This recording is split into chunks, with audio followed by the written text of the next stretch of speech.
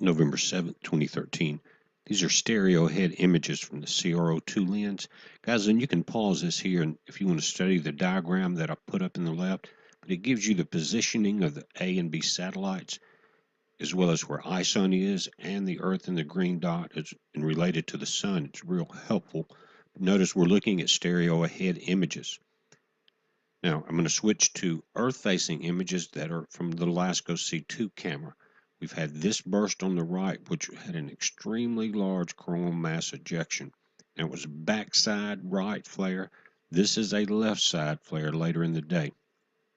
The backside flare is not facing, again, not facing Earth, and it's not directly going to affect ISON. It's a good thing because when I show you the flare tracker image of this thing, you'll see that it was a monster. And that's the kind of power that I feel is building up because of ISON. Again, here's the backside flare, opposite side of ISON. Now, these are Earth-facing images. ISON's to the right. This is going to show the backside flare, and then there's been two other ones. Earth-facing is the 1890 that's capable of X flares. You see the just burst off about 3 M flares there. Just that sunspot. But not only the amplitude is increasing, but the frequency of the events, they're popping off one after the other now. Again, we're stepping this through, you see just after midnight. And here's what I'm talking about.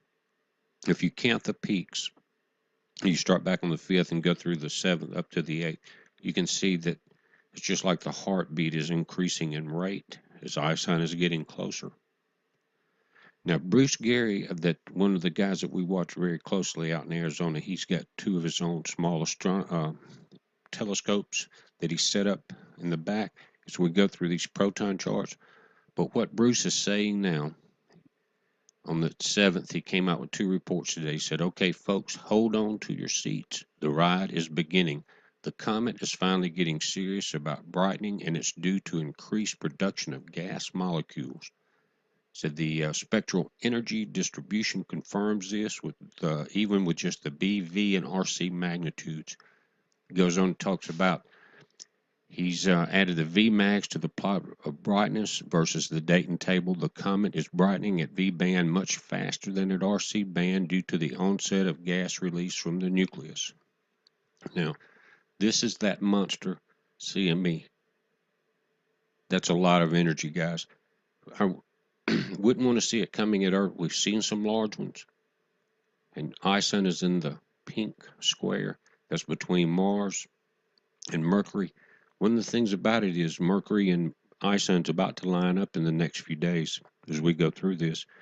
It'll be interesting to see if there's any kind of electrical magnetic connection there. We've got a lot of things to watch as you look at A and B. Again, there's ISON's location. But guys, check this out. New images of ISON. Look at the nucleus. This is why they're seeing the brightening. I went in deep on this, and I'm going to go through a couple temperature changes. I've got it as high res as I can, but what you were looking at was the inner, and you're still looking at the inner comma. But look at this, guys. You want to start counting those objects? Now, it kind of reminds me of Comet Holmes. Remember the pregnant comet in the video I did called The Living Universe? If you haven't seen it, check it out. But is it getting ready to explode? Or is it, we don't know. It's getting close to the sun. We've talked about this. Never seen one survive perihelion that was starting to break up. Back it out. You can see all of that's inside the inner comma. It's getting close enough now, 4 million miles per day, as we've been watching it for months. Now they're close enough. It's kind of hard to say, guys. There's not multiple objects there. Heads up.